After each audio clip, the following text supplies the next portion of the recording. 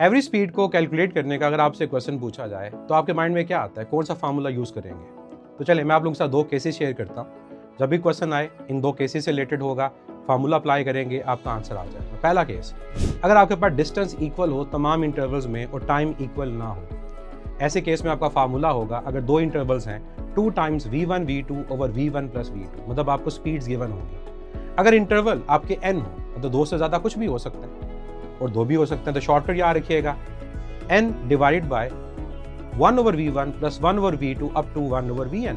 n number of intervals हैं, substitute करो, आपका फार्मूला बन जाएगा। लेकिन अगर दूसरा केस हो जिसमें टाइम इक्वल हो, डिस्टेंस इक्वल ना हो, तो ऐसे केस में एवरेज फाइंड करने का फार्मूला क्या होता है? अगर दो इंटरवल्स हो v1 plus v2 divide by 2, और अगर n इंटरवल्स हो तो v1 plus v2 up to vn divide by n, और आपका एवरेज स्पीड कैलकुलेट हो जाएगा।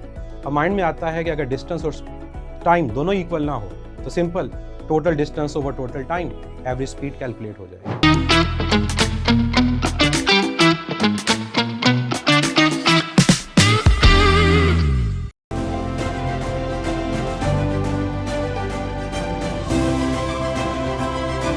हर एंट्री टेस्ट की प्रेप के लिए फिजिक्स इन सेकंड्स।